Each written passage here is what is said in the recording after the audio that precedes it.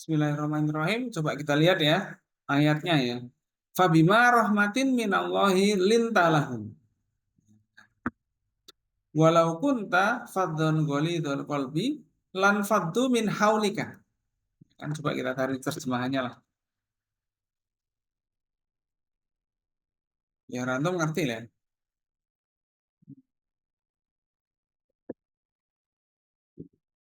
Terus kita coba kita lacak Allahi lintalahum. Dan apa? Disebabkan dari rahmat Allah lah kamu berlaku lemah lembut terhadap mereka. Walau kunta faddan ghalidul qalbi, seandainya kamu bersikap keras dan berhati kasar. Nah, ini ada komunikasi kan? Menunjukkan tentang apa? Sikap. Kalau bersikap keras dan berhati kasar, mereka menjauhkan diri dari sekeliling. Nah, ini menarik. Kita kan hari-hari ini kadang-kadang menghadapi orang-orang yang ngomong tentang kebenaran, tapi caranya apa? Caranya keras dan kasar. Nah, itu juga termasuk bagian dari suatu etika atau dasar-dasar etika komunikasi. Ini mungkin lebih umum, ini atau sangat umum sekali. Umumnya kalau sama orang yang kasar tuh, wah nggak mau. Ini alat pembersih atau apa ini? Oh minum. Sekarang bawa alat pembersih, nah, kan? Lah, soal iklannya.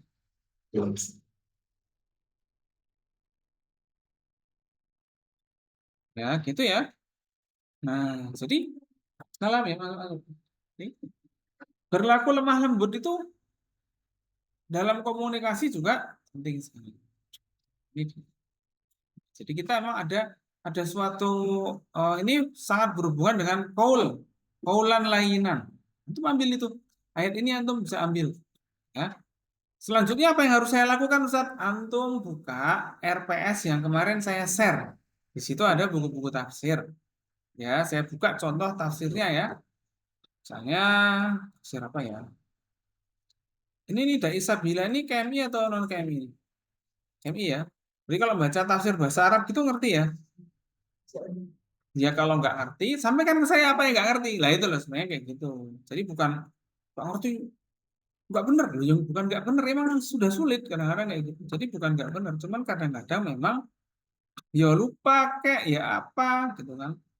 Kalau kami atau saya ini khususnya lebih sering ingat, kenapa? Karena sering mengajar. Jadinya kalaupun lupa, paling lupa apanya, kayak gitu kan. Jadi nggak lupa semuanya. Kalau antum, kan dulu waktu belajar aja kadang-kadang penjelasannya nggak paham, cuma dihafalkan, gitu. Habis itu ya emang nggak paham akhirnya. Ini bukan gimana. Ya, jadi ini ada suatu ayat yang membicarakan tentang bagaimana kita itu apa bermuamalat atau berkomunikasi. Jadi sikap dan lain sebagainya itu terkait dengan komunikasi, ya kan? Pergaulan itu juga komunikasi. Antum ingat-ingat lagi nanti di RPS-nya. Ini ada hadis-hadisnya, ini ada tafsir. Oh, saya mau tafsir, Zat. Boleh, antum mau cari tafsir Ibnu Katsir misalnya. Tafsir ini semuanya rata-rata sudah terjemahan. Jadi antum, eh, wah ini terjemahan ini, tinggal baca. Ya, ini kita ambil satu contoh ya, punyanya teman kita ya. Biar apa namanya? Biar kita jadi ngerti gimana cara ngerjakannya. Nah, ini ayatnya ayat berapa ini? Ali Imran 159. Coba antum cari di tafsir Ibnu Katsir ini. Ali Imran misalnya gitu ya. Ya, ini kayaknya dapat nih Ali Imran nih.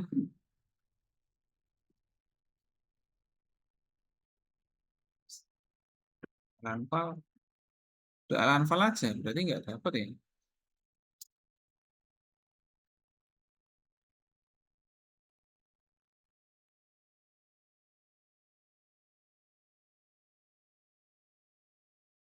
Oh, ini udah. Antum bisa browsing ya, misalnya tafsir Ibnu terjemahan.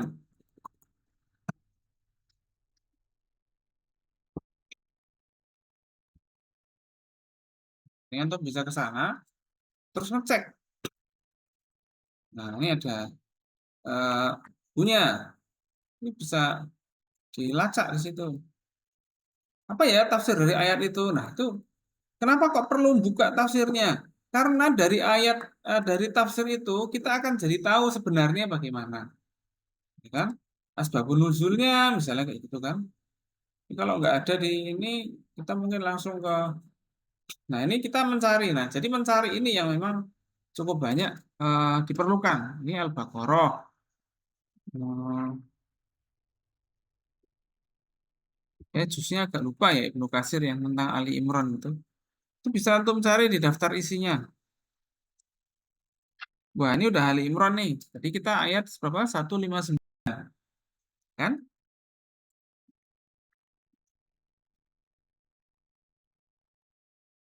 Nah, ini dia. 159 halaman 171. Oke.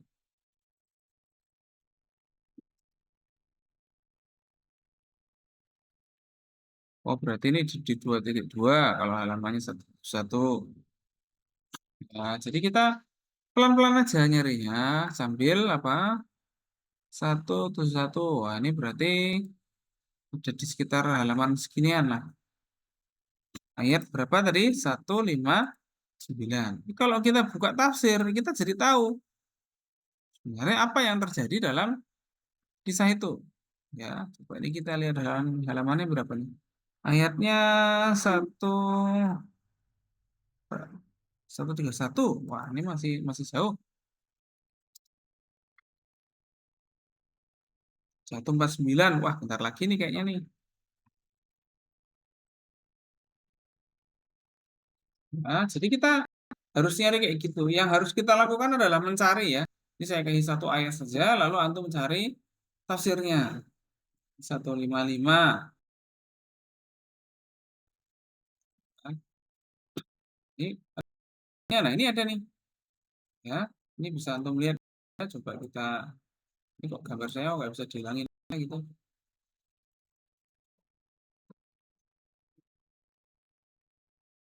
Ini kita buka mandiri aja lah. Itu 2.2 ya.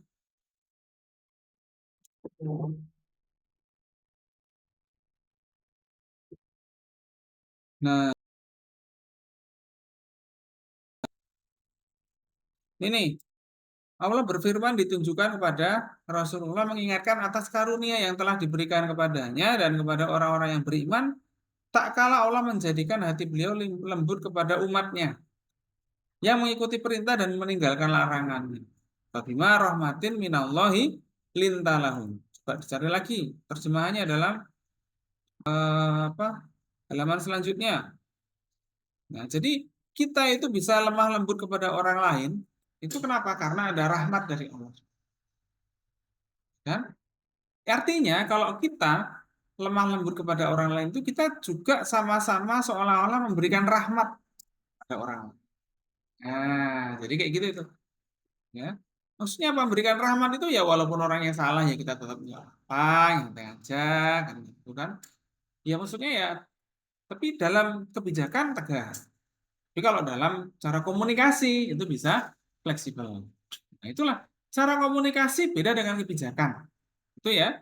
Kebijakannya tegas sekali, tapi kalau disosialisasikan dengan cara yang lemah lembut dan cara yang komunikasinya baik akan tercapai. Kan? Dan itu selalu terjadi. Gontor pun juga melakukan cara-cara seperti itu. Ya, contohnya apa? Dalam mendidik eh, disiplin. Memang kalau di asrama atau apa, kakak kelasnya itu menegakkan disiplin dengan wah, gitu kan. Ya, itu terjadi kan gitu. Namun sebenarnya ketika ada pelanggaran pun tetap apa? Tetap diselesaikan dengan baik. Ya, contohnya, apakah di tempat kita ini ada pelanggaran misalnya mencuri, misalnya gitu ya, hukumannya apa? Kalau di KMI, dipulangkan. Lah pertanyaan saya kenapa kok dipulangkan? Kan bisa aja orangnya bertobat, terus ya diampunilah, kan kita rahmat, kan kita alam-alam kok dipulangkan toh? Misalnya. Kira-kira kenapa menurut Anda? Kira apa? Punya efek jerah? Terus ya itu kan yang kita lihat, ya enggak? Yang lain, ada nggak pertimbangan yang lain? Yang antum belum tahu. Yang kemi ini kemi kan? Bukan ini kemi kan? Ini kemi kan? Nah iya, kenapa kok orang mencuri kok dipulangkan? Gak jelas. Sebenarnya yang dicuri kan mungkin bisa diganti ya nggak sih? Kenapa dipulangkan? Biar nggak ngulangi lah kan? Dipulangkan emang nggak bisa ngulangin lagi.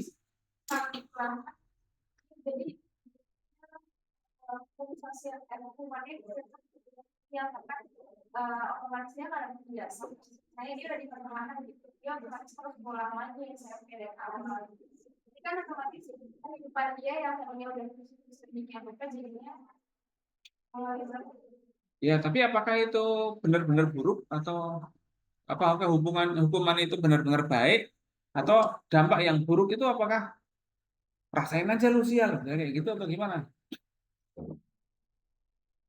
Maksudnya gini loh ya. Apakah kita itu masih menganggap suatu kegiatan tindakan pencurian itu sebagai sesuatu yang apa ya namanya ya? Katakanlah, ya emang itu nggak baik kan gitu kan? Cuman, kan ada cumannya.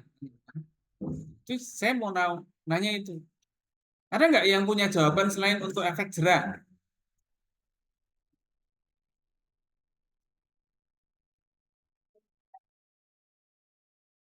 Tapi nyatanya ada juga yang melakukan itu lagi kan? Jadi sebenarnya yang kayak gitu tuh termasuk masalah yang tidak bisa diselesaikan. Ada pencurian, ya tinggal dihukum aja penyelesaiannya dengan cara. Ada yang berkelahi kadang-kadang gitu kan. Ya selalu ada. Apakah nanti di tahun 2045 nanti Indonesia emas ini digontor apa nggak ada yang mencuri? Masih ada yang mencuri akan ada. Kenapa ya? Emang manusia itu gitu. Hanya saja kenapa pondok memulangkan? Sebenarnya jawabannya adalah supaya kalau nanti ada pencurian orang itu nggak jadi tersangka lagi. Andai kata orang itu nggak dipulangkan, ya meskipun dia bisa bayar ganti rugi, contohnya gitu. Jadi mencuri itu jadi sesuatu yang biasa dong. Itu, ya kan? Mencuri nanti jadi sesuatu yang biasa. Ah, yang penting anak bisa ganti rugi. Bah, pikiran kayak gini kan nggak pas. Justru yang paling penting dari menindak pencuri itu supaya apa? Supaya tidak melakukan lagi dan supaya yang kedua dia tidak jadi tersangka. Kalau misalnya orang yang nggak mencuri itu dia masih di pondok, nanti ketika ada kehilangan lagi, minimal dia akan jadi tersangka. Tersangka pertama, ya. Ya kan dia udah pernah nyuri itu, jangan dia lah. Orang netizen yang sangat cerdas itu biasanya langsung menyimpulkan ke arah situ. Padahal ya bukan. Atau dia nanti rawan untuk jadi korban apa? Ditersangkakan.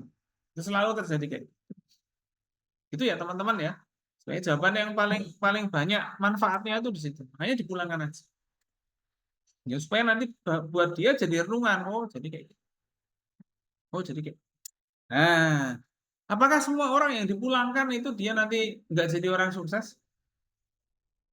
Bisa aja jadi orang yang kayak gitu. Jadi jangan mengira, wah sebaliknya. Enggak.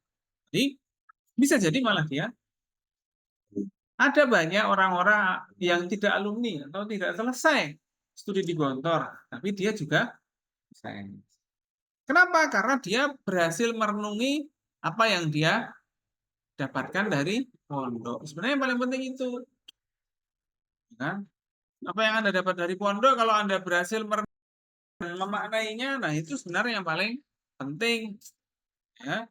Karena kita ini kadang-kadang lama di pondok, tapi juga gitu-gitu aja. Jadi seperti itu, kan? Kalau misalnya cuma oh, gimana ya yang bagus tuh ya? Di pondok lama. Kalau antum cuma lama di pondok, pekerja di pondok juga udah lama, puluhan tahun. Ya kan? Pak E, Mbok E, di sini udah lama nggak di sini? Udah lama. Bisa nggak mereka bahasa Arab? Ya bukan, ya cuma dikit aja. Bukan sampai pada tingkat yang seperti antum lulus. Jadi kayak gitu teman-teman ya. Jadi inilah gambaran bahwa kenapa kok kita itu memaknai suatu hal yang tadi. Nah, itu ya. Itu siapa? Buat apa namanya? Teman kita nih Dai Sabila nanti dibicarakan, ya kan? Ditulis nggak apa. Nah, ini ada lagi nih. Nah, ini ada keterangannya lagi, ya kan? Nah, ini ada keterangannya banyak sekali. Mengeluarkan kata-kata buruk dan kasar Itu jadi intinya tidak baik. Rasul tidak bertutur kasar, tidak suka teriak-teriak, tidak pernah membalas kejahatan. Rasul memberikan, nah itu menarik. Ya, itu sama seperti sebuah. Ini namanya sejarah pemikiran komunikasi dalam Islam tuh kayak gini. Silakan nanti dicari ya di bukunya ya, atau nanti dilihat di arsipnya dalam video ini linknya apa langsung nanti bisa. Nah ini antum bisa baca jelasnya di sini di halaman 68 ya tadi itu. Ini apa namanya? Ini biar kita nih juga nih mengajak bermusyawarah. Nah ada lagi nih. Nah ini Rasul mengajak bermusyawarah untuk apa bermusyawarah itu? Ternyata supaya menyemangati orang. Di antaranya musyawarah itu menyemangati orang. Menganggap nanti orang yang diajak musyawarah akan menganggap bahwa dirinya punya manfaat. Seperti itu. Kan? Menganggap bahwa dirinya punya sesuatu yang diakui oleh orang lain. Ya kan? Nah, ini juga ngasih. Ya, ini Rasul juga mengajak bermusyawarah. Selain bermusyawarah apa? Rasul memberikan kesempatan buat orang lain dalam usul atau apa. Ya kan? Itu namanya berorganisasi seperti itu. Ya. Ini sehat ya kok senyum-senyum aja nih. Saya kalau pada senyum-senyum saya senang juga, berarti sehat kan. Nah, itu. Tapi ini saya tidak ingin senyum Anda ya, saya ingin Anda paham persoalan ini gitu ya. Nah, nanti gantian nih ya teman kita yang baik hati ini ya. Nah, ini dia. Ini ada cerita lagi tentang bagaimana menyelesaikan masalah. Jadi ternyata Rasul itu tidak memutuskan saja, tapi apa? Memberikan ruang-ruang untuk musyawarah, ruang-ruang untuk terciptanya kebersamaan. Sehingga memang yang terjadi pengambilan keputusan memang lambat, iya betul, tapi kebersamaannya bisa dapat. Kadang di pondok kita terjadi seperti itu. Ada sesuatu kok nggak lama nggak ada tindakan, nah, gitu kan? Masih musyawarah. Oke. Untuk apa? Untuk kekeluargaan. Yang kedua untuk apa juga? Untuk buat antum itu juga makin terlatih kesabaran. Kalau antum segala sesuatu apa namanya biasa dilayani dengan cepat, maka ketika nggak cepat, cepat emosi. Ya, kalau di sini kita belajar apa? Sabar. Bukan hanya antum yang punya keinginan banyak, dosen-dosen juga punya keinginan untuk pengembangan dan lain sebagainya yang lebih banyak lagi. Namun memang belum bisa untuk sampai ke situ. Ini adalah untuk latihan sabar. Ya, ya itulah namanya di pondok juga kadang-kadang seperti itu. Di luar pun nanti antum juga demikian. Antum di luar misalnya di sini udah jadi ketua PPM, apakah di luar jadi ketua PPM juga? Gak bisa langsung ngatur orang, tidak bisa. Namanya berlatih sabar, pelan-pelan.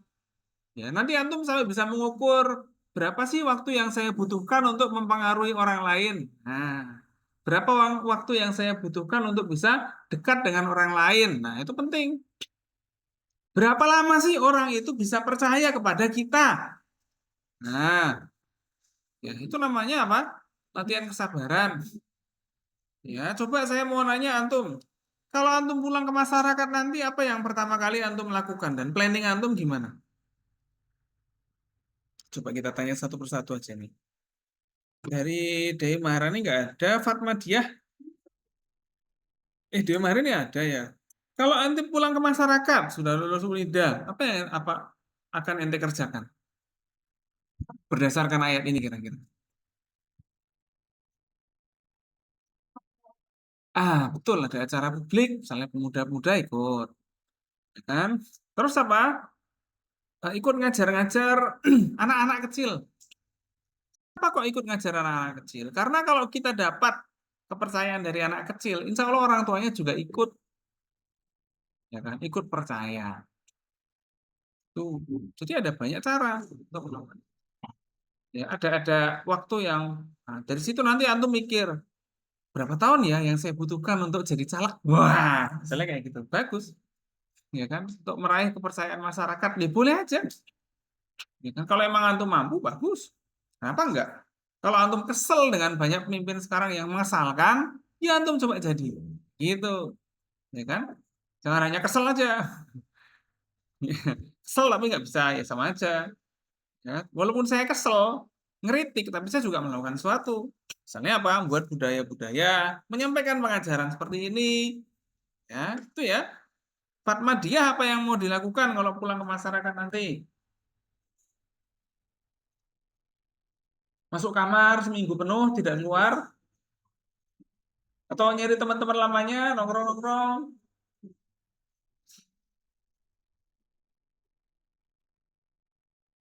Nah, sekarang masyarakat antum bentuknya apa dulu? Apakah perkotaan, apakah pedesaan? Ya, berarti apa yang harus antum lakukan? Di sana biasanya mereka punya kegiatan-kegiatan pemuda-pemudi, gitu kan? Oh, segala sesuatu masih banyak diurus dengan gotong royong, misalnya kayak gitu, ya kan? Asalnya dari mana toh? Purwokerto. Purwokertonya berarti daerah yang agak desa atau kota atau pojokan kota kabupaten? Hah? Rumah sakit. Daerah rumah sakit. Rumah sakit apa tuh? Oh iya, berarti agak kota ya itu ya. Nah, itu gimana masyarakatnya di sana? Nah, itu bisa beda dengan masyarakat di desa. Ya kan? Di perumahan atau di kampung? Kampung.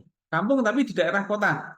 Nah, ini karakternya juga menarik. Biasanya mereka penghasilannya sudah mulai agak banyak, gitu kan? Tapi mereka juga suka punya acara kumpul-kumpul, kan gitu kan? Tapi emang masyarakat seperti itu kejulitannya juga sangat tinggi, kan? Ya. Nah, itu wajar terjadi. Terus gimana ya? Itu harus sering-sering nongol, kayak gitu. Di antaranya seperti itu. Saya pun juga demikian. Kalau pulang, saya ya masjid, terus azan, juga kadang juga imam, kadang ngajar ini, ngajar itu, ikut bersih-bersih sama. Ya antum, ya. Jadi umur kita ini selisihnya nggak jauh. Antum umurnya berapa toh? 20 tahun. Ya, saya kan baru 34 kan gitu kan. Selisih 14 tahun. Ya, selisih yang sangat dekat sekali. Masa 20 tahun beneran? Semuanya ini rata-rata. Enggak. Ini berapa? 19 ini. 20. Rata-rata 20. Ya, 15, 20. Nah, jadi itu yang nggak terlalu selisih jauh. Ya. Nah, belajarlah komunikasi dengan masyarakat. Apa yang biasanya mereka suka. Jangan dikira saya biasa aja terus di masyarakat juga kayak di sini udah langsung dihormati, ya enggak, sama aja di masyarakat mulai dari nol. Saya pulang kadang-kadang juga ronda. Ya, pulang tuh Mas. Rondo. Yo yo ronda. Ya, walaupun baru pulang nyampe dari sana mungkin dari Ponorogo kadang pulang ke Jogja tuh nyampe agak malam tuh diajak ronda. Padahal sebenarnya ke rumah tuh pengen istirahat, tapi ya diajak ronda ya udah ronda aja. Ya, dan lain sebagainya. Begitulah masyarakat. Ya. Kalau mereka mengajak berarti mereka punya kepercayaan yang tinggi kepada kita. Kayak gitu. Berarti mereka melihat kita orang yang baik-baik aja. Seringlah jalan-jalan, keliling-keliling, menyapa tetangga-tetangga. Itu juga salah satu cara untuk mulai terjun di masyarakat. Ya, antum dapatkan peta organisasinya seperti apa di situ. Ada nggak organisasi yang berusaha merekrut antum? Kadang-kadang kayak gitu tuh ada. Kayak di tempat saya itu dulu waktu era kampanye itu banyak partai-partai yang datang. Nah, Ustaz nggak minat gabung ke partai kami aja? Wah, saya bisa dikeluarin dari kantor kalau gabung-gabung.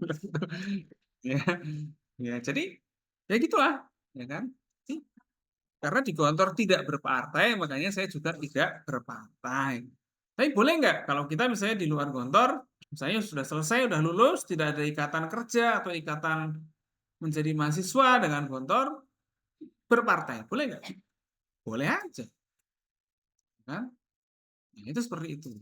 Ya, jadi karena sekarang ini coba antum lihat, pola pemilu ini berkembang menjadi sesuatu yang tidak kita ketahui sama sekali.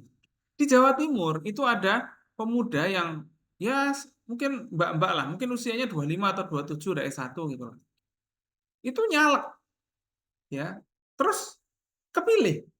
Lah, kepilihnya apa kira-kira kata masyarakat? Alasannya apa? Wajahnya posternya adem, cantik, lihatnya mengayomi. Hah? Gitu aja. Jadi masyarakat itu ternyata mereka seperti itu. Maka silakan antum juga bisa. Bisa aja, bisa aja. Saya nggak nyuruh antum ikut parpol, enggak. Cuman ya itu tadi saya bilang ada peluang-peluang yang memang bisa diambil. Atau kalau enggak ya jadi guru atau apa. Jadi pengusaha juga bagus. Ya. Ini saya kasih gambaran bahwa ternyata konteks dari apa namanya berkata yang baik dan tidak apa namanya tidak berkata kasar dan lain sebagainya itu bisa diterapkan di berbagai sisi pergaulan. Gitu ya. Nah, berarti ini dasar komunikasi yang bisa dipakai di mana aja. Itu antum tulis. Tulis ayat itu dan tafsirnya. Cari lagi tafsirnya di buku tafsir yang lain. Atau ada cerita apa di situ. Atau ceritanya apa. Nabi itu pernah melakukan apa terkait harta itu. Apa namanya terkait ayat itu. Nah, di sini contohnya nih. Eh, Beliau ini ketika membagi harta rampasan perang juga dengan musyawarah dan lain sebagainya.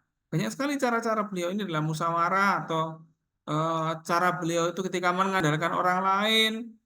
Kayak gini nih. Nah, ini banyak sekali ya. Ini banyak-banyak sekali ayat dan hadisnya yang terkait itu. Jadi kadang ayat itu akan terkait dengan peristiwa-peristiwa yang dijelaskan. Nah, ini banyak sekali nih keterangannya nih. Ya. Apa yang dianggap penting? Oh, di sini Nabi itu akan menindak pengkhianatan dengan cepat. Wah, ini contoh. Kalau pengkhianatan langsung ditindak. Ya. Beda pengkhianatan tuh beda dengan apa namanya? Dengan sekedar berbuat salah. Beda. Pengkhianatan tuh dia udah apa namanya terstruktur dan dia benar-benar bisa diukur. Wah, ini berkhianat nih. Nah, bukan orang salah terus dianggap berkhianat, bukan. Nah, itu beda. Ya. Jadi gitu ya contohnya ya teman-teman ya. Baik, kita cari teman yang lain yang bisa menjelaskan ini. Ya, siapa ya?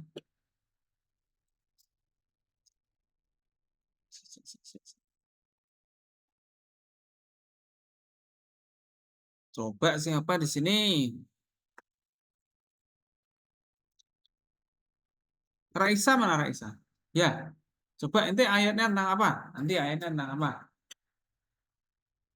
Atau pengen apa teorinya? Belum nemu. Oke, teorinya tentang apa? Komunikasi dakwah masa Rasul. Ini komunikasi tertulis, maksudnya yang gimana nih?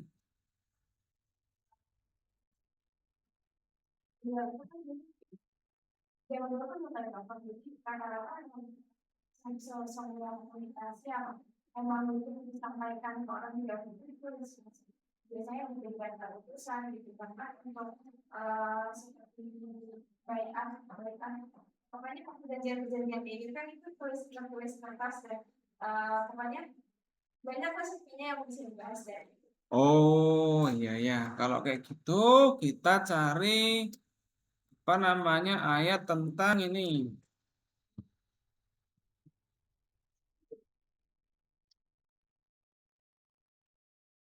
Id yubayi'unaka tahtas syajarati.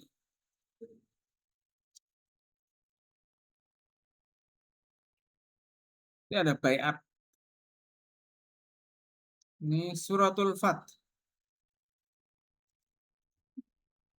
Nah, kita cari tafsirnya surat Al-Fat.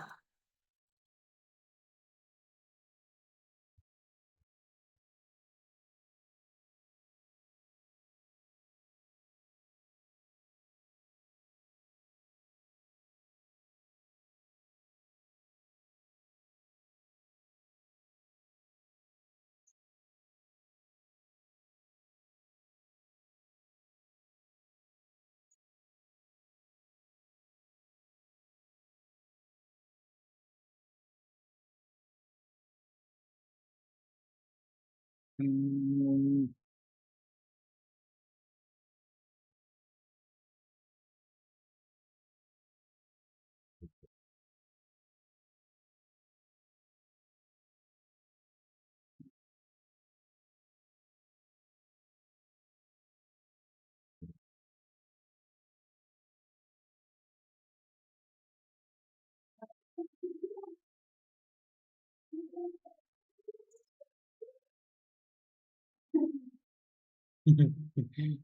Siapa itu?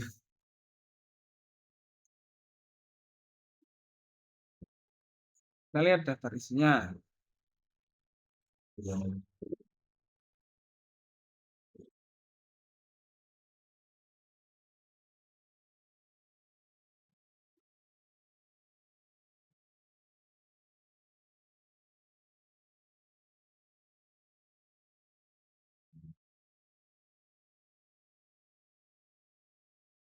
Ini kita bisa cari ayat tentang Bai'atur Ridwan itu tadi dan juga tafsirnya ya. Saya agak lupa ini.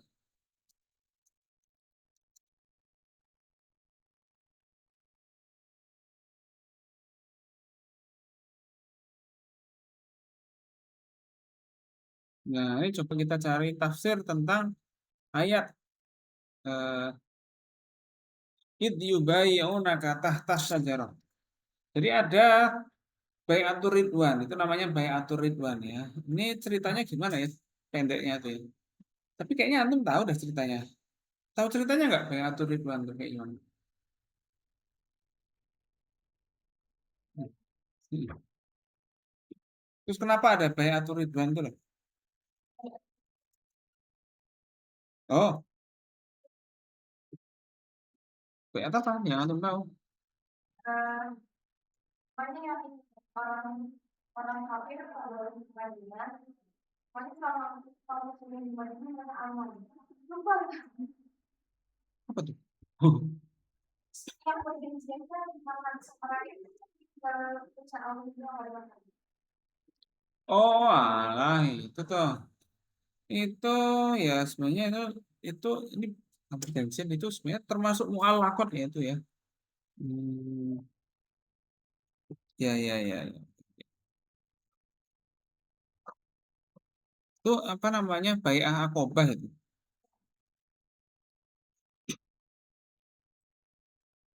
Nah, itu emang menarik, tapi ya mirip juga sih itu sebenarnya.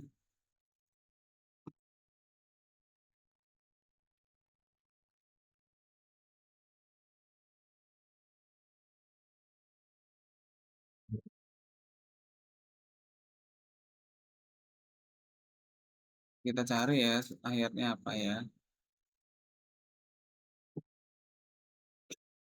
Komunikasi itu komunikasi dakwah di era Rasul ya. Ini kalau membaca ini menarik nih kelihatannya. It yubayi'unaka tahtas sajarati. Yakni atau ashabi Rasul bil Hudaybiyah. Ya kan? Hina baya'uhu ala munajazati Quraisy al-harb walaan la yafiru wa la yuwaluna ad-dubur hatta syajarah. Tahta syajarah. Wa kana bai'atuhum iyyahu hunalika fima dzukira tahta syajarah. Ya, jadi ada bayat-bayatnya ya. Jadi eh, apa namanya? Nah, ini ada sababu hadil bayah inna rasul kana arsala Utsman bin Affan birisalatihi ilal mala'i min Quraisy. Nah, ini yang disebutkan tadi ya. Jadi Rasulullah itu mengutus Utsman bin Affan untuk menyampaikan suatu apa namanya risalah. Fa'abdu Utsman alaihi ba'dul ibta fadhanna anahu qad qutila. Nah, jadi ternyata Utsman ini ya apa namanya?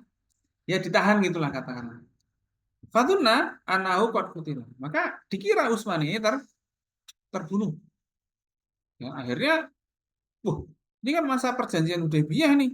Mosok ada pembunuhan. Nah, itu akhirnya orang pada baiat. Oh, kita baiat pokoknya. Ya kan, baiatnya piye? Wes pokoknya kita perang habis-habisan. Kenapa? Kita sudah pakai dakwah, mereka nggak mau. Kita pakai perjanjian, mereka melanggar. Wah, itu kayak gitu. Jadinya pada ashabahu ila tajdidil bai'ah ala harbihim ala ma wasafat. Jadi apa? Akhirnya Rasul itu mengajak para sahabat untuk ini gimana ini kita. Jadi Bai'atur Ridwan itu disebutkan itu karena terjadi apa namanya? Apa ya? Terjadi pelanggaran perjanjian. Perjanjian itu kan sudah ditulis ya alfan wasalah sumiah. Jadi ada alaf wasalah sumiah itu apa ya? Alaf 1.300 ya. Jadi ada baiatnya di situ. Tapi ini yang berbaiat orang-orang besar. Sehingga ya katakanlah ya di antara dari 1.300 orang itu mungkin katakanlah 300-nya kepala suku-suku atau kabilah-kabilah kecil. Wah, itu akhirnya bisa mengumpulkan orang sampai puluhan ribu ketika Fathul Makkah ketika itu. Nah, ketika sudah ada baiat ini orang akhirnya apa? Wah, yuk kita datang rame-rame ke Makkah. Nah, ini dia. Dia ada apa namanya?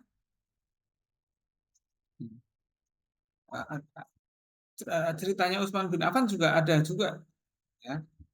Jadi ini karena orang Quraisy juga akhirnya ketakutan juga. Kenapa? Karena ternyata masanya Rasulullah SAW itu sudah sangat banyak dan pengikutnya sudah sangat banyak. Bukan li'ajli karena pengikutnya doang, tapi apa? Karena kabilah-kabilah itu banyak yang masuk Islam. Ya. Khususnya dari kabilah Madinah itu ada suku yang besar, itu suku Aus dan suku Khazraj, termasuk dua suku yang besar. Dua suku ini memang selalu berebut kepemimpinan Madinah. Sehingga ketika Nabi tiba di Madinah kok bisa diterima hijrahnya ke sana. Di antaranya karena itu tadi. Karena Nabi berhasil mendamaikan dua suku ini dan orang Quraisy sana jadi bisa jadi apa ya? Quraisy itu termasuk apa ya? Suku. Ya, antum bisa ngebayangin nggak sih ini suatu suku Quraisy. Tapi di dalam suku ini ada berbagai kabilah atau berbagai bani-bani, ya kan? Contohnya siapa? Nabi Muhammad itu termasuk bani apa? Bani Muthalib, ya kan? Atau Bani Hashim lah ya. Besarnya itu Bani Hashim. Teman-teman ini kalau lagi Lebaran itu ada sawalan nggak sih? Ya, sawalan. Ada nggak? Sawalan. Lebaran kan biasanya ada silaturahim kan? Ada silaturahim keluarga, ada nggak? Ada. Gimana itu silaturahim? Kumpul di satu tempat gitu. Tapi keluarga ini keluarga besar. Ada baninya, kadang kayak gitu. Atau terah, atau apa bahasanya antum pakai itu? Terah atau bani atau bani, eh? Nggak ada cara kayak gituan. Hah? Ada sih, tapi dia pakai bani-bani. Oh, ya apa itu bentuknya? Keluarga besar gitu toh.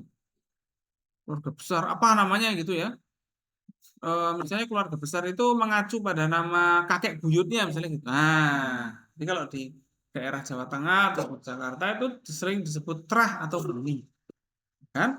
Atau kalau di tempat lain ya keluarga besar mbah siapa, kan? Gua itu banyak. Sampai yang datang aja kita nggak kenal kan? Ini sopo ya, kadang-kadang kayak gitu. Ya emang karena keluarganya sudah sangat besar. Paling yang kenal ya orang-orang tuanya aja. Besok kalau orang tuanya udah nggak ada, baninya udah nggak ada lagi. Kalaupun ada ya cuma sebagian orang. Nah ini juga ibaratnya seperti itu di Makkah itu juga masih apa keluarga besar. Cuman mereka sudah menjadi suku-suku, menjadi suku mendeklarasi sebagai suku-suku sendiri. Ya. Dulu kehidupan manusia sebelum ada hukum-hukum internasional itu seperti itu, ya kan? Mereka bikin apa? Suku sendiri dan bertahan sendiri. Atau ada keluarga, mereka punya pengikut lalu membuat suatu istana atau kota. Di antaranya muncul kota karena itu tadi. Dari suku-suku yang kecil lalu membuat apa? Kota kecil, lama-lama kotanya jadi besar, lama-lama orangnya jadi raja. Ya, setelah itu kadang-kadang ada doktrin-doktrin keagamaan tertentu. Ini raja ini dulu keturunan dewa. Wah, kalau zaman dulu kayak gitu. Kenapa dulu itu ada agama? Yang namanya agama zaman dulu itu untuk mengesahkan sebuah kekuasaan zaman dulu. Tapi agama Islam datang bukan untuk itu, ya kan? Itu budaya manusia aja sejak zaman dulu bahwa adanya kepercayaan untuk mengesahkan sebuah kekuasaan. Raja-raja pra-Islam, contohnya apa? Mesir kuno, atau Yunani, atau India, mereka semua mengaku keturunan dewa-dewi, ya kan? Teman-teman pernah nonton film ya? Film apa yang terkait dengan itu contohnya? Apa? Apa? Apa itu? Oh, kartun. India gitu ya? Yo yo yo yo.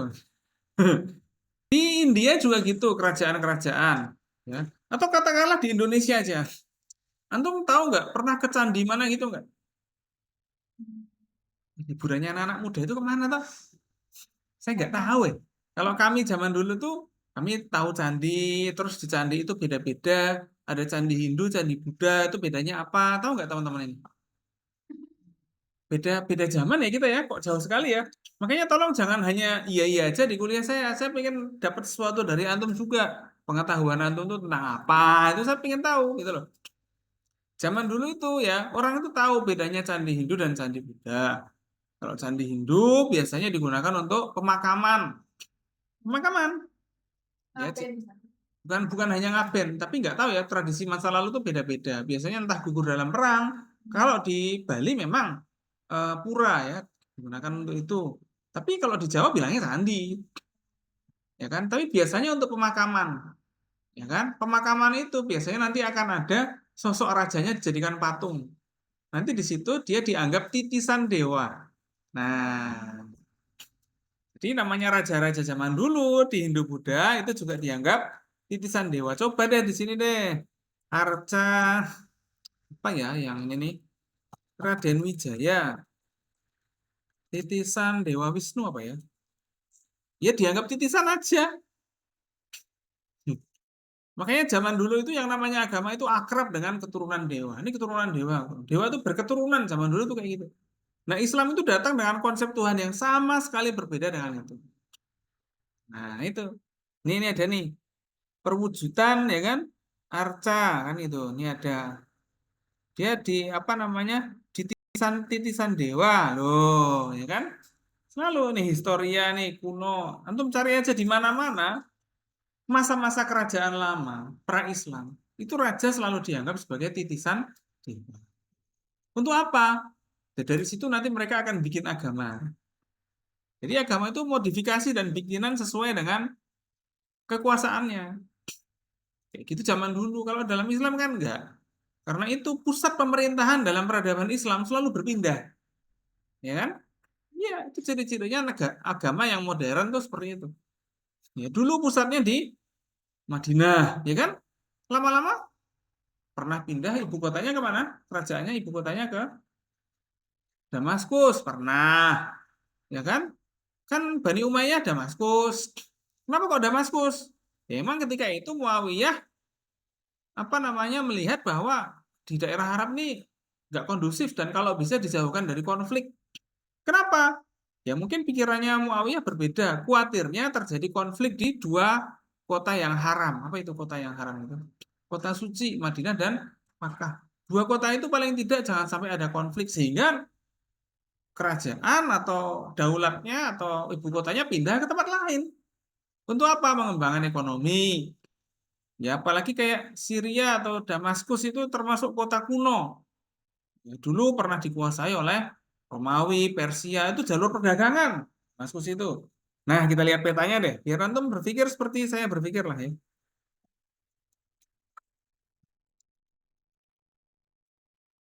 Coba kita lihat mapnya. Supaya antum tahu, oh ternyata ini tuh hubungannya antara suatu perjanjian dengan suatu apa ya katakanlah pengaruh yang sifatnya geografis.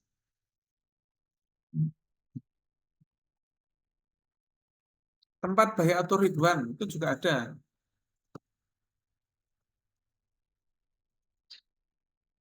Bayatul Ridwan itu di mana tempatnya? Coba kita lihat. Termasuk kita sering mendengar perang Badar, ya kan? Itu di mana perang Badar itu? Apakah di situ karena ada orang namanya Badar atau gimana ini ceritanya ini? Nah, ini ada masjid tempat Bayatul Ridwan, kan? Apa namanya tempatnya di mana nih ya? Saya lupa juga ini. Termasuk ada, saya baru ingat juga. Termasuk ketika itu Nabi itu kan pernah ya waktu masih kecil itu diajak pamannya kemana? Berdagang ke Syam. Lah ya itu Syam itu daerah namanya sekarang Syria. Ya itu yang saya bilang tadi kan pusat perdagangan gitu ya. Syria. Nah ketika itu Nabi itu berteduh di bawah pohon dan pohonnya itu ngikut neduhin Nabi. Nah, jadi gimana ya? Ya ini juga namanya Nabi ya. Jadi itu adalah ciri-ciri kenabian. Di antaranya apa? Kalau misalnya lagi jalan, kepanasan nanti awan dinaungi awan. Jadi di antaranya seperti itu salah satu cirinya. Ya. Ini kita carilah tempat Bayatul Ridwannya itu di mana. Ini agak loading sih. Biarin aja lah loading. Nah, jadi ini saya mau cerita ke antum bahwa sejarah ini sangat berhubungan dengan letak geografis juga. Ya. Bayatul Ridwan itu ada tempat dekat Mekah sebenarnya sih ya. Ya agak agak setengah perjalanan ke Mekah gitu kan. Ya. Di situ akhirnya orang pada ngumpul. Ngumpul apa ya? Ini kita mau persiapan nih. Gitu. Persiapan pembebasan. Nah, makanya ada Fathul Makkah. Persiapan apa? Membebaskan kota Mekah dari kesyirikan. Caranya kayak gitu ya. Nah, itu akhirnya orang akhirnya mengadakan Fathul Makkah. Gitu. Setelah itu berapa tidak lama setelah terjadi pelanggaran perjanjian Hudaybiyah, ya terjadi apa? Fathul Makkah. Nah, ini suatu peristiwa yang menarik kalau dipikirkan. Mungkin antum tidak memikirkan ini ya. Padahal kalau mau dipikirkan menarik ya. Contohnya gini, orang ketika itu ya komunikasi dakwahnya Rasul itu gimana? Rasul apa berdakwah dengan cara yang santun dan Rasul belum menegakkan hukum Islam ketika di Makkah di awal-awal itu. Belum menegakkan. Perintah sholat aja juga belum ada. Kok belum ada? Ya, maksudnya belum tertib lah. Mungkin masih ibadah. Sholat itu masih berarti sebagai doa. Tapi sholat yang ada rukuk sujudnya, nah itu mungkin baru setelah Isra Mi'raj. Isra Mi'raj itu tahun keberapa teman-teman? Ingat nggak? Nah, nabinya Isra Mi'raj. Nggak tahu tahun berapa. Tahun ke-10 Hijriah. Ya, tahun ke-10 kenabian. Tahun 10 kenabian. Bukan Hijriah loh ya. Beda, sorry. Hijriah itu berdasarkan hijrahnya Nabi. Tapi kalau 10 kenabian itu berarti apa? Iya, setelah diangkat menjadi nabi 10 tahun. Katakanlah itu usianya nabi 50 tahun, katakanlah. Kan? Nah, itu jadi ya katakanlah segitulah. Isra Mi'raj itu disebut tahun kesedihan. Kenapa? Karena kakeknya meninggal. Kakeknya udah meninggal ya, pamannya meninggal. Ya, Pak D-nya lah katakanlah gitu. Pak D-nya meninggal. Terus apa? Istrinya juga meninggal juga, ya kan? Dan lain sebagainya. Ini banyak sekali. Ya, sehingga ya beliau tuh kayaknya nggak punya pelindung lagi ya. Pertanyaan yang paling menarik sebenarnya mestinya kayak gini, kenapa kok Nabi ketika mendakwahkan Islam ketika itu orang kok nggak berani nyentuh? Menurut antum kenapa kira-kira?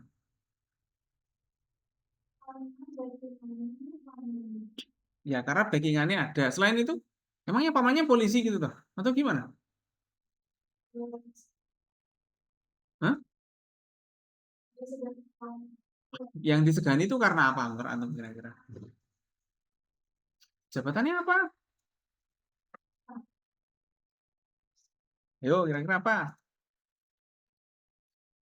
Ya, jadi sebenarnya keluarga beliau ini termasuk juru kunci. Juru kunci yang megang apa namanya urusan perminuman di Ka'bah. Kok perminuman? Minum air putih maksudnya tuh ya minum untuk pengairan gitu ya. Pengairan tuh apa ya? Air lah. Karena kenapa? Karena Ka'bah pada masa itu pengunjungnya banyak banget. Kok banyak yang ngunjungin siapa? Emang ada yang berkunjung ke Ka'bah pada masa belum ada nabi dan lain sebagainya. Orang ngapain ke sana kira-kira menurut antum? Hah? Ber, bernegara, berdagang. Nggak selalu berdagang, justru awalnya karena berziarah.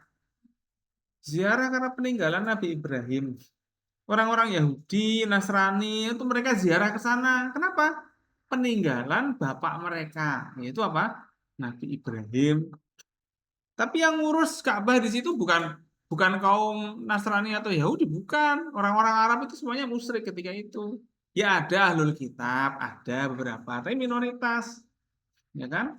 Siapa ahlul kitab itu? Contohnya ya pamannya Khadijah, itu termasuk ahlul kitab, yaitu pendeta.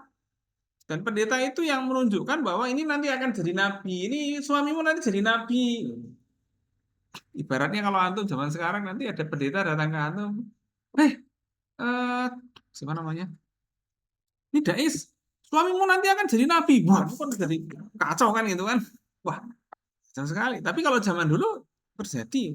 Tapi kayaknya sih nggak mungkin. Wah, sekarang nggak akan mungkin kan, nggak ada nabi lagi kan. Nah, zaman dulu itu masih masih mungkin gitu. Perempuan-perempuan itu masih berharap bahwa jangan-jangan suaminya nanti jadi nabi. Masih pada harapan gitu. Loh, kenapa kok kayak gitu? Karena emang situasinya orang-orang Yahudi Nasrani itu tahu kalau akan ada nabi akhir zaman. Tapi mereka tidak tahu kalau itu dari orang Arab atau sukunya suku Arab atau Quraisy. Loh, kenapa kok gitu? Karena sukunya orang-orang Yahudi itu ya suku Yahudi ya. Yahudi itu termasuk nama kabilah besar, Bani Israel. Kalau Kristen itu dominannya orang-orang yang ada di apa namanya? Eropa, gitu ya. Eropa, Romawi itu Kristen. Kalau musyrik-musyrik, nah itu orang Makkah, itu orang Persia, itu musyrik-musyrik yang Mbah Patung. Di daerah India itu musyrik. Zaman dulu ketika itu seperti itu. Gitu loh. Jadi, nah ini biar antum tahu, oh alah zaman dulu tuh ternyata letak geografis itu sangat ngaruh dengan kondisi. Nah, tadi kembali ke dakwahnya Nabi tadi itu. Makanya strategi dakwahnya Nabi itu menarik. Kalau kita lihat dari secara sembunyi-sembunyi, ya kan? Lalu kalau antum mau fokus pada komunikasi dakwah Nabi karena ada perjanjian, nah itu menarik. Antum bisa membahas tentang komunikasi yang dasarnya adalah perjanjian Hudaybiyah. Ketika ada perjanjian Hudaybiyah diteken, ditandatangani, apa yang dilakukan Nabi setelah itu? Lu kok pada sibuk mencium bau enak ini ya? Udah mulai makan siang ini, makan siang antum sudah dibuat loh. Ya. Setelah perjanjian Hudaybiyah, Nabi ngapain Nabi?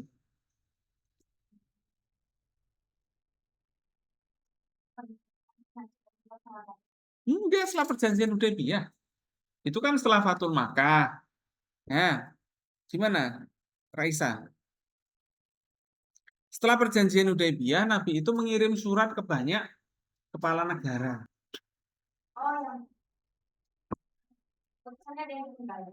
Enggak, ya utusannya ya apa tidak diterima gitu lah. Karena zaman dulu tuh sakti banget yang namanya utusan itu.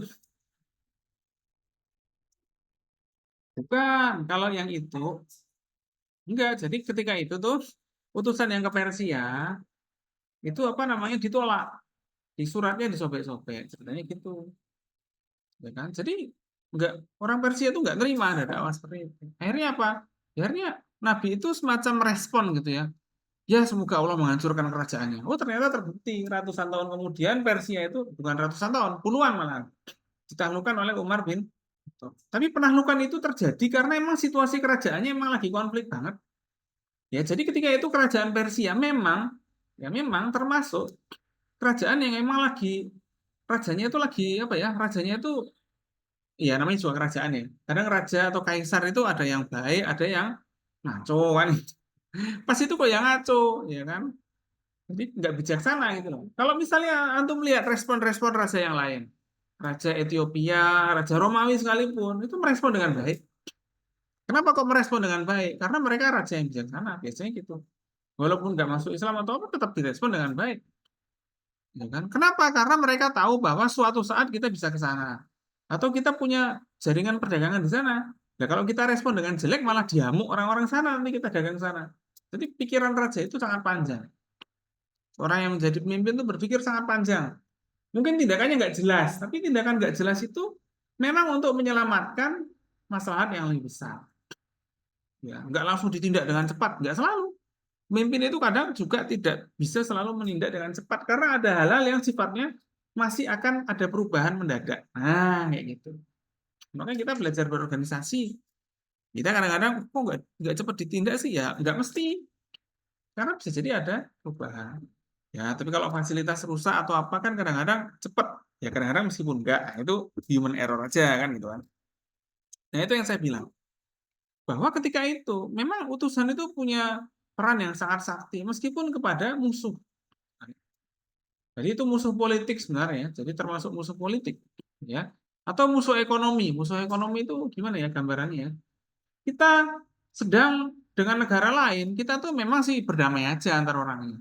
Tapi bisa jadi bermusuhan secara ekonomi, kultural, atau politik. Bermusuhan secara ekonomi itu contohnya gimana? Ya, misalnya kita di hari-hari ini harga-harga barang cukup naik. Tiba-tiba banyak barang-barang impor yang datang. Nah, itu namanya kita bermusuhan secara ekonomi dengan barang impor. Karena barang impor itu memang murah. Namun, ada namunnya. Namun bisa mematikan usaha masyarakat. Kayak gitu. Ya. Barang impor misalnya antum lihat ya, kalau teman-teman lihat di Shopee kan biasanya lihat di Shopee kan. Barang-barang yang Cina atau mana murah sekali. Kadang apa ya contohnya ya, mainan, ada mainan kecil-kecil ya. Antum tahu nggak sih mainan yang balok-balok yang kecil-kecil itu loh. Lego yang kecil-kecil banget loh. Itu harganya berapa? Murah banget, ada yang 5 ribuan, 6 ribuan. Hah, kan orang berapa namanya? Murah banget ya kan? Beli. Mainan anak-anak itu banyak banget dari Cina yang sangat murah harganya 5 ribuan, 10 ribuan. Entah itu apa bentuknya stiker atau gambar-gambar tempel itu kan anak-anak sangat suka ya main kayak gitu. Nah, itu berpotensi apa? Menjadi musuh ekonomi bagi UMKM di Indonesia. Memang sih kita nggak bisa memusuhi, cuman secara ekonomi itu bisa menjadi musuh karena itu tadi dia bisa lama-lama mematikan KM. Ya. Ini itu contohnya seperti itu. Jadi ya ada nggak baiknya juga, ya. Tetapi ya kita juga sulit juga untuk tidak menolak itu karena masyarakat nggak punya uang untuk beli mainan yang cukup mahal atau dan lain sebagainya.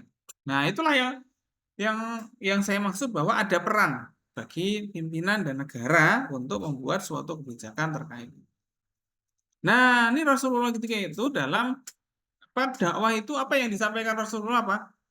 Dalam dakwah itu dalam surat-suratnya selalu menyampaikan keselamatan, kan?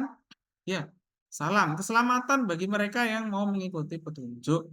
Keselamatan ini maksudnya bukan keselamatan dengan ancaman perang, bukan. Nabi itu berdakwah bukan dengan ancaman perang, ya. Keselamatan bagi mereka yang ingin wah, ingin assalamu ala manittaba'al huda, kan? Ada salam seperti itu. Jadi keselamatan bagi mereka yang ingin mengikuti petunjuk. Nah, jadi ada cara dakwah komunikasinya apa? Menyampaikan apa? Sesuatu yang sifatnya bukan ancaman. Kadang-kadang kalau sekarang itu kan dakwah itu kan isinya apa? Ancaman. Nanti kalau nggak kayak gini, nanti kayak gini. Loh, enggak. Zaman dulu Nabi itu ketika menyampaikan sesuatu apa? Dengan cara-cara yang bukan ancaman dan edukatif. Nah, itu menarik. Edukatifnya itu loh yang kita jarang kita dapatkan. Edukatif itu contohnya apa? Ya, ayat-ayat Al-Quran itu punya logika-logika yang kuat untuk menyatakan kebenaran. Yang edukatif lagi contohnya apa? Sifat dakwahnya yang fleksibel, gitu kan? Dan juga tidak mengintimidasi, tidak ada. Orang masuk Islam dengan ikhlas. Nah, itu ketika itu seperti itu. Ya, berarti cara dakwah atau komunikasinya Nabi secara tertulis itu mengikuti dari apa? Karakter sifat-sifat wajib Rasul itu. Nah, itu antum mestinya tulis ya. Antum tulis kan itu. Jadi Nabi itu kok dakwahnya bisa diterima kenapa? Karena pribadinya. Dan lebih pada pribadinya. Kan Nabi nggak bisa nulis kan? Nabi itu nggak bisa nulis. Ya. Tapi orang mau percaya kepada Nabi karena Nabi tidak menyatakan bahwa dirinya adalah Tuhan, itu juga enggak. Kan Nabi justru mengatakan bahwa dirinya manusia seperti yang lain. Cuman dapat wahyu, nah kayak gitu aja. Jadi mungkin kalau gambarannya Nabi itu di zaman sekarang ya termasuk orang yang santai gitu, ya kan? Nggak ngamuan kayak gitu kan.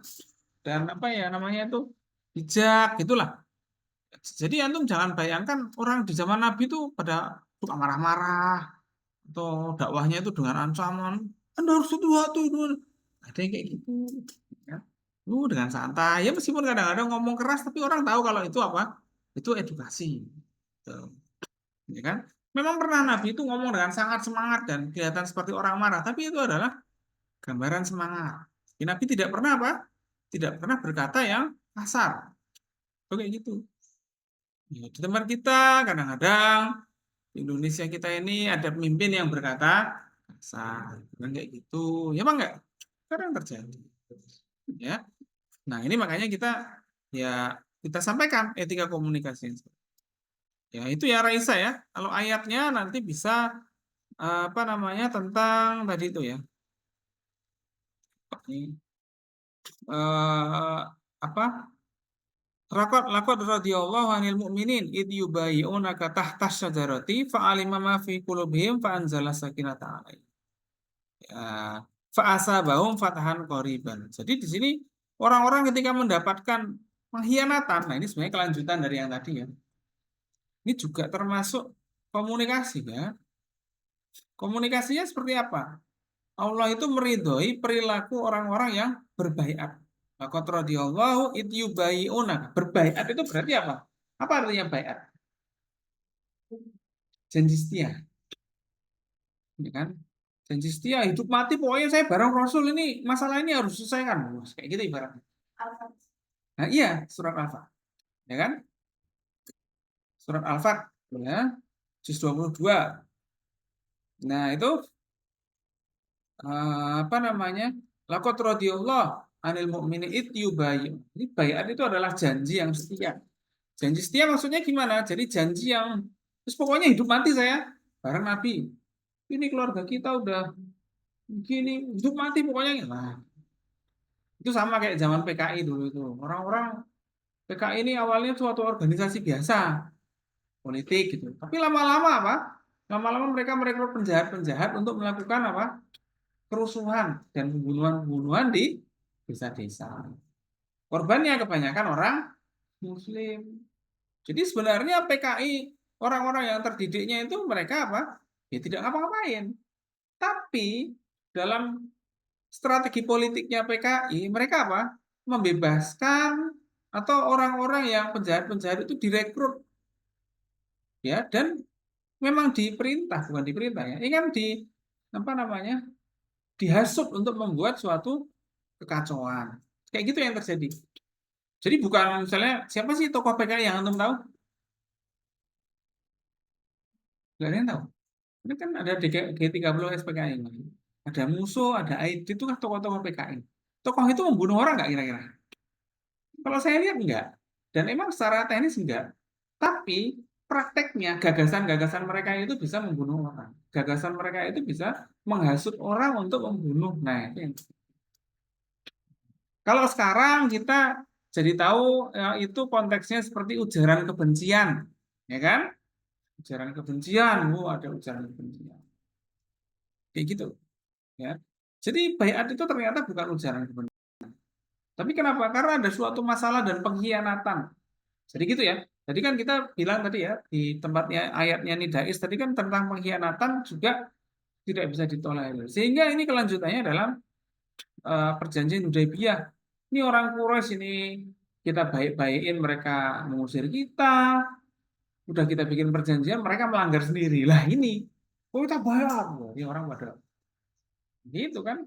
Ini nggak ada cara lain selain didatengin. Maksudnya datengin dibayar tuh maksudnya mau kita bareng-bareng Rasul, datengin sono.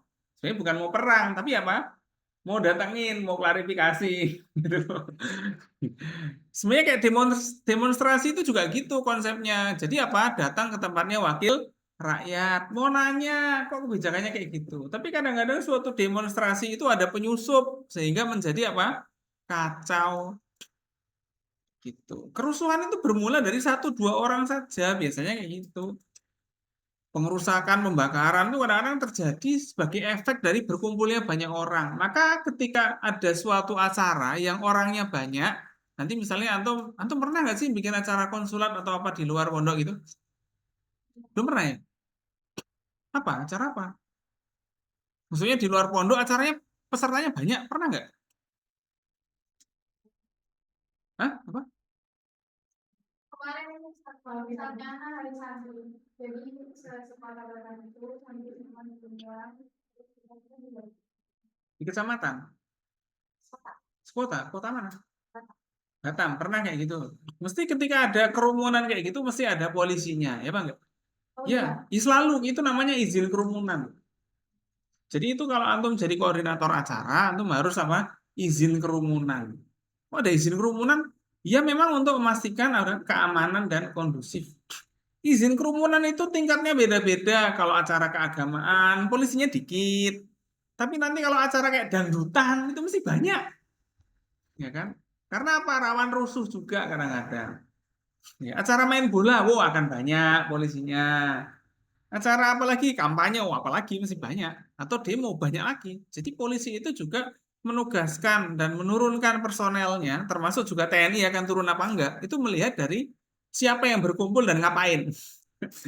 Kalau di situ sholat id, polisinya 3 atau 4 aja. Orang sholat id kok, ya kan? Mereka mau tertib di sholat id itu, ya enggak?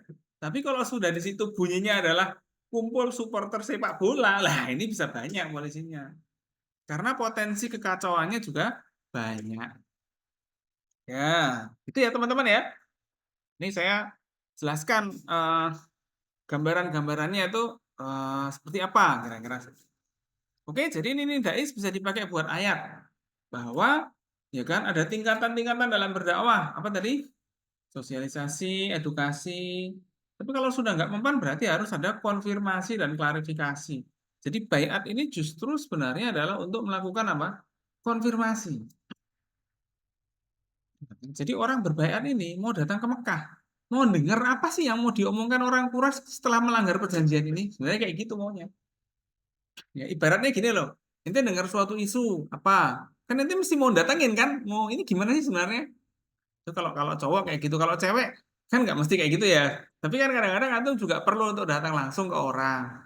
Misalnya antum dengar, "Anda kok digibahin sih sama Zahro? Katanya anak ini gitu ya." Iya, katanya Zahro. Yuk biar gue datangin aja. Nah, itu jadi mantep.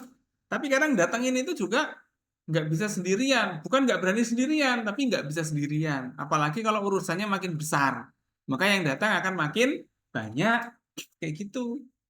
Ya, ini kisah ini itu apa?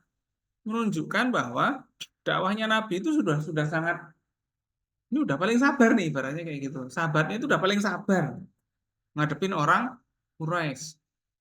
Ya, orang Quraisy itu padahal dulunya terkenal sebagai orang-orang yang menghormati tamu dan lain sebagainya, sehingga mereka marah sekali ketika ada pengkhianatan. Loh, nggak biasanya orang Quraisy berkhianat kayak gitu. Kenapa sih ini? Nah, gitu. Siapa sih gitu loh. Datang, ayo datang ke sana. Tapi kan datang kan nggak mungkin sendirian ya nggak. Kayak antum misalnya ya, ada nggak kakaknya yang misalnya sudah lamaran gitu, ada nggak? Kakaknya atau saudaranya lamaran pernah ikut gitu nggak? Nggak pernah ikut. Atau ada saudaranya atau apa lamaran pernah ikut gitu, nemenin, pernah ikut nggak? Oh nggak ada. Hah? Oh di pondok terus ya. Ya nanti kalau lagi pulang kayak misalnya. Tapi kan antum pernah lihat kan, ketika ada suatu lamaran atau apa, keluarga yang datang kan banyak, ya apa enggak? Nah, itulah maksud saya. Nah, itu jadi itu nanti ini bisa jadi kisah-kisah juga kalau antum mau mencari komunikasinya itu seperti apa. Jadi rombongan itu juga perlu. Ya, jadi Baiatur Ridwan ini rombongan. Rombongan apa? Mau konfirmasi. Ini gimana Utsman bin Affan ini nasibnya? Kok kayak dengar-dengar kok nggak pulang-pulang ini gimana ini? Nah, itu mau didatengin bareng-bareng. Nah, akhirnya terjadilah Fatul Makkah itu tadi di selanjutnya. Nah, gitu ya teman-teman ya. Ini jadi satu lagi coba kita satu lagi nih. Kan antum pada ini husnuzon saya antum pada ngerjakan ya ini ya. Atau pada ngapain nih dengan laptop ini? Ya, itulah. Saya harap ngerjakan lah ya. Masuk nggak ngerjakan udah depan laptop. Ini Zahra coba apa ini ayatnya? Mau ayat apa? Atau temanya apa? Zahra ini apa ya? Tokoh dai kontemporer dan pengaruh di Indonesia. Siapa tokohnya? Bolehlah nyari siapa. Atau bingung. Kalau bingung saya kasih tahu. Kalau bingung coba antum cari dai namanya Zainuddin MZ. Pernah dengar nggak? Nggak pernah dengar? Oh itu terkenal sekali di era pertengahan dulu. Terkenal sekali. Sampai mendapat julukan dai sejuta umat. Browsing deh. Kan? Coba ente lihat ayat-ayat apa yang sering dikutip dalam pengajian beliau. Makanya ente harus nyari pengajian beliau itu kayak apa. Komunikasinya kayak gimana. Ya kan? Apakah beliau ini banyak lawaknya apa enggak kira-kira ya? Kayak dai-dai sekarang itu misalnya. Hah? Yo misalnya gitu. Nah itu kira-kira gimana? Coba ente cari. Nadanya kayak gimana? Tema ceramahnya itu apa aja gitu loh. Cari. Kan? Biar antum tahu. Ya. Atau ada karyanya apa enggak? Kalau karyanya sih tak lihat enggak terlalu banyak. Cuman itu tadi apa namanya ceramahnya, itu udah Zainuddin MZ, wah itu banyak udah. Ini disebut dai. Menurut saya malah satu-satunya ya. Ya mungkin ya Sekarang mungkin sudah ada, cuman kan di YouTube kan gitu kan. Ada juta umat ya, tapi di YouTube juta subscriber ya. Tapi kalau dulu benar-benar karena nggak ada YouTube, benar-benar kalau ada pengajian Zainuddin MZ itu mesti banyak orang yang hadir, mesti, ya kan? Meskipun habis kalau nggak pengajian ya biasa aja beliau motor atau biasa aja nggak ada pengawalan ya mungkin dikit lah. Kalau dulu enggak, ya. Oh ya, kalau kalau sekarang kan ustadz-ustadz kan beda ya. Ustadz itu kan kadang ada timnya, tim media kayak gitu kan. Kalau dulu nggak ada, ya. Nah, silakan untuk cari. Ya. Oke, saya mau nyari yang lain lagi. Dewi Maharani, apa gimana? Ya, strategi dakwahnya kayak gimana? Ya kan, kalau perlu biografinya juga boleh, tapi jangan banyak-banyak biografinya. Orang bisa nyari dengan mudah. Yang paling penting adalah sekolahnya di mana dulu, ya kan? Penting untuk kita tahu, ya kan? Atau latar belakang keluarganya, nah itu juga penting, ya kan? Terus juga genre itu apa ya? Apa sih namanya itu genre itu? Ya intinya ceramahnya itu gimana biasanya? Apakah lucu, pak? Kalau ayat yang sering dikutip apa kira-kira? Tema ceramahnya apa? Kan ada ustadz-ustadz yang tema ceramahnya adalah apa? Hafalan Al-Quran, ya kan? Hafalan Al-Quran. Ada nggak ustadz-ustadz yang tema ceramahnya adalah tentang sunnah? Ada. Ada nggak ustadz-ustadz yang tema ceramahnya tentang sedekah? Ada nggak? Ada. Ada nggak ustadz-ustadz yang tema ceramahnya tentang menuntut ilmu? Ada. Ada. Ada nggak yang tema ceramahnya tentang akhlak? Ada juga. Lah itu tema ceramah itu beda-beda. Gitu loh. Ya. Ini antum cari. Oke, saya mau lanjut ke nanya dari Maharani ini apa ini maunya?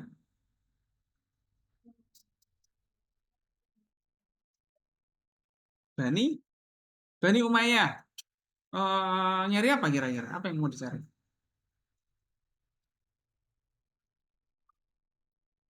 Kalau bingung bilang bingung. Jadi jangan apa ya Ustaz?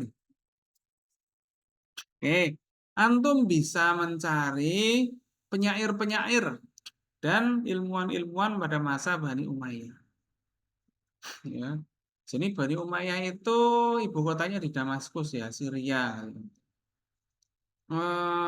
Menariknya, sebenarnya menariknya ya, mulai dikatakan menarik itu karena mereka sudah apa namanya mulai mengadaptasikan karya-karya dari non-Islam ke dalam Islam. Tadi seperti itu. Seperti filsafat dan lain sebagainya itu era penerjemahannya di era Bani Umayyah. Itu. Tapi kalau kayak fikih, hadis dan lain sebagainya, masa-masa penulisan besar-besaran ketika Bani Umayyah. Bani Umayyah itu zamannya Imam Mazhab juga, kan? Zaman-zamannya Imam Mazhab. Jadi antum bisa strategi dakwahnya itu gimana? Pertama, antum bisa mencari etika peperangan situ. Ya, etika peperangan. Nah, Bani Umayyah itu siapa aja yang perang? Banyak. Ya kan perluasan wilayahnya cukup banyak di Bani Umayyah itu. Ya, baru nanti sampai ke Bani Abbasiyah. Sehingga Bani Umayyah itu ada yang sampai ke Spanyol.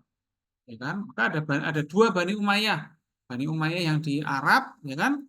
Ada lagi Bani Umayyah yang di Spanyol. Itu mereka punya spesifikasi yang menarik. Nah, nanti antum cari dakwahnya Bani Umayyah itu seperti apa. Gitu.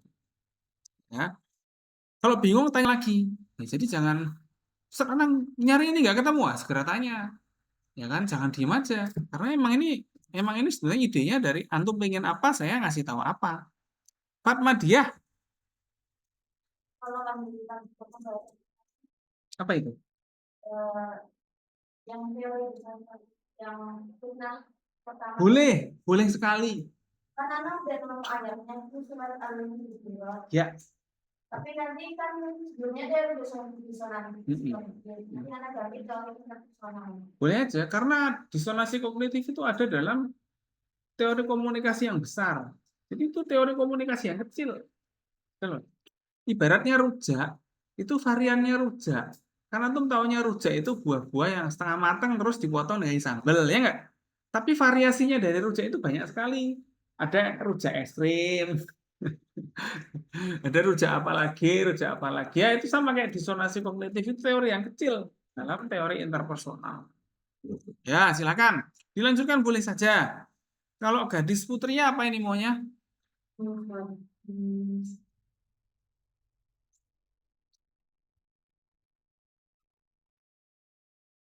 Oh, itu ada yang di Nusantara itu. Bahas tentang wali songo.